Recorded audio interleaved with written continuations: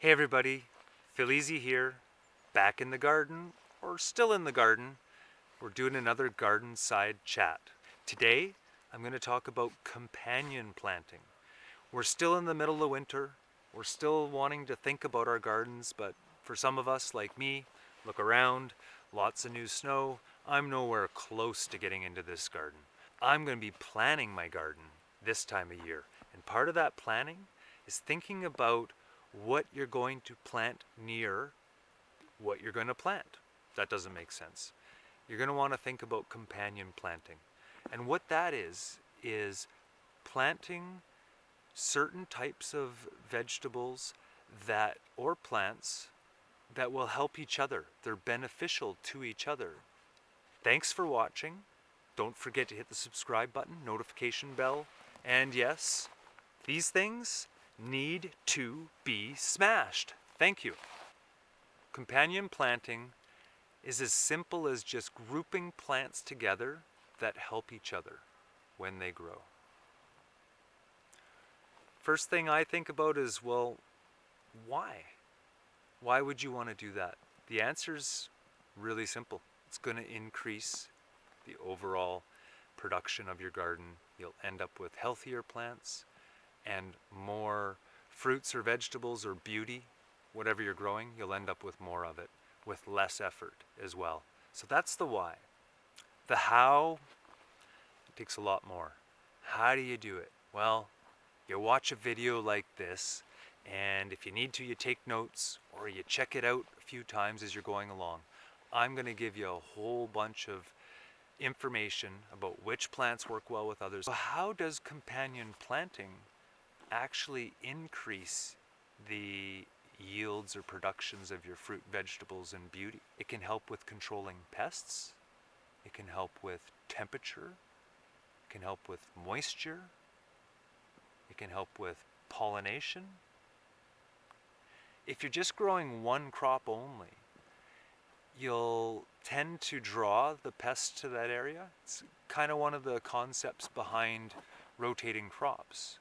If you grow just densely one crop only in one area, a couple things will happen. It will, if it's going to attract a certain pest or disease, it will, and it will concentrate in there and get stronger, the pest or disease, not your plant. The other thing that happens is the nutrients that that particular crop requires will be sucked out of the soil faster. You'll have more nutrient loss, specific nutrient loss to those plants. I'm going to start with some vegetable examples, and I'm going to go with more the groupings of the vegetables versus the specific ones. The first one I'm going to talk about is the legume family of plants. That's going to be your peas, your beans.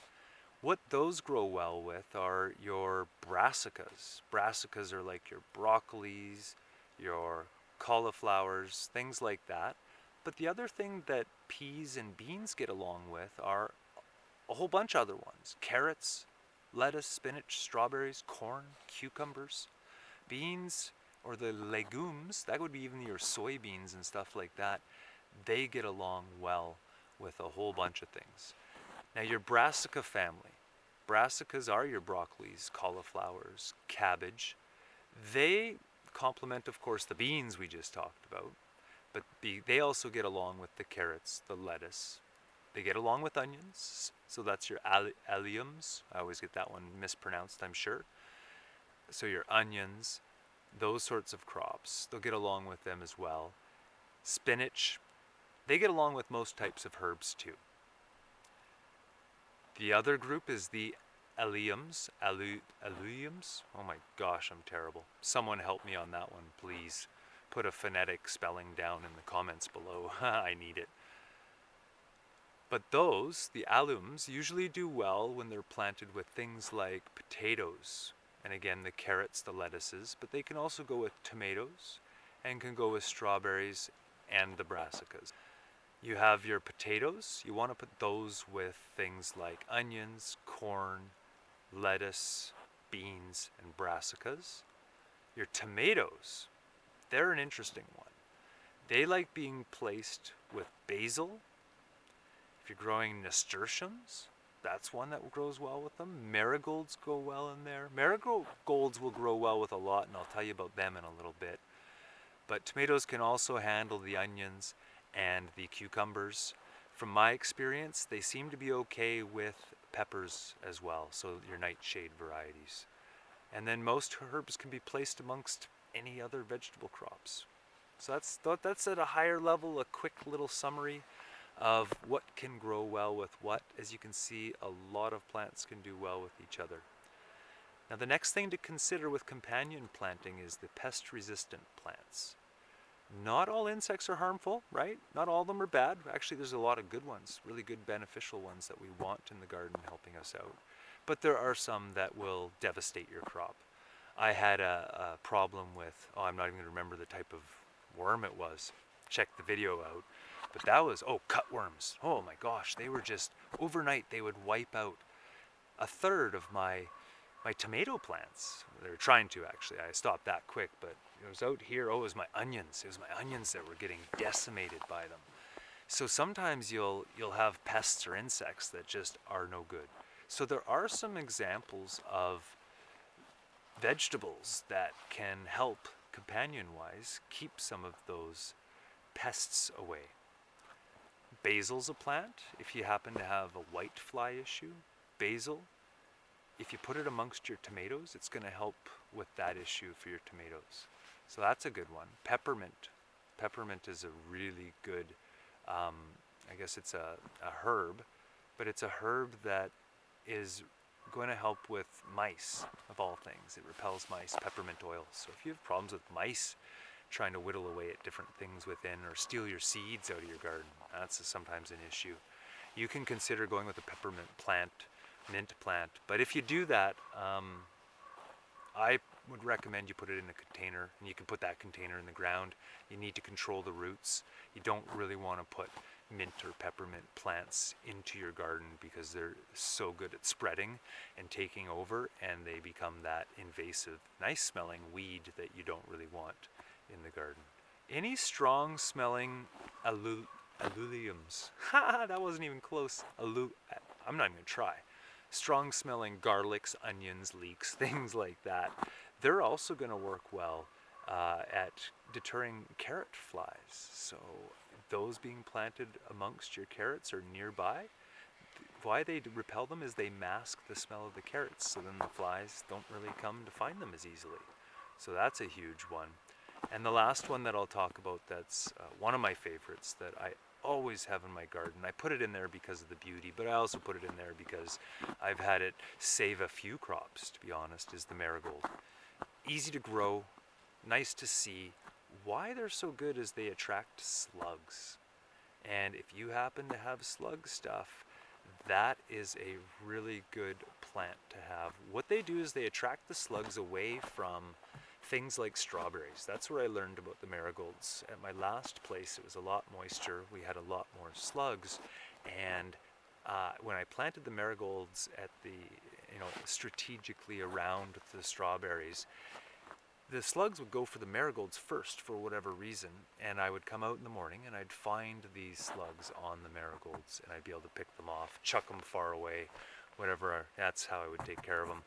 And the marigolds are really tough, so even though they're getting eaten by the slugs, I didn't really lose any marigolds ever. So they're almost that sacrificial plant, but they're also nice looking and all that good stuff. So marigolds are my favorite when it comes to our insect resistant, or I guess our pest attracting plant that helps our other ones.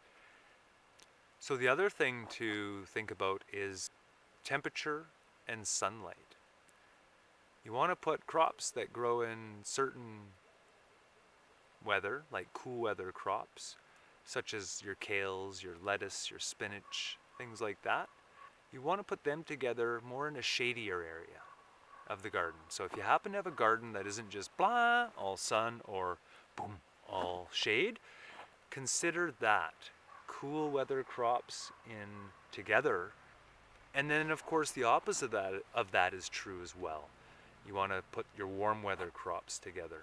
That would be things like peppers, tomatoes, zucchinis.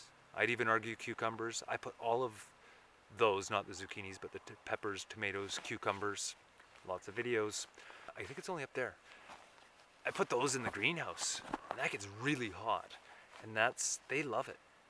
Don't forget the pollinator-friendly plants. These plants are the ones that will support your bees, your butterflies, moths, hummingbirds, ladybugs, all sorts of good insects that you can attract and that can help pollinate is really what you're going after. So by increasing the number of plants in your garden that are going to attract the pollinators, the bees and all those things to your garden, the more pollination you'll have happen, the more fruit that will then set and vegetable that will set, and then you'll have more production. Important stuff. Make sure you check out which pollinators live in your area though. You might live somewhere where, for whatever reason, hummingbirds don't come. Don't take the time to set up a situation to attract your hummingbirds then, because if they're not there, they're not coming. I hope bees are in most places. That's what I think about. The one that I use every year as well is the borage. Video on that too, guys. I know it's pretty sad. I got a lot of videos. Borage attracts bees like crazy, so I always make sure there's borage in the garden, and I have borage in the greenhouse as well. The other common options that people will use are going to be things like your echinacea. I've grown that. I haven't done that here. I should try that here, but echinacea, your purple cone flower is what that's called. Yarrow, black-eyed Susans. So those are my thoughts on companion planting. I wanted to do a nice little garden side chat on that one. Felt like a good day to do that. Thanks again for checking me out. Thanks for making it this far if you did. Don't forget to hit the subscribe button, notification bell, smash the thumbs up, turn it blue, video gets shown to more people. Have a great day everyone, and we will see you again here really soon. Take care. Bye.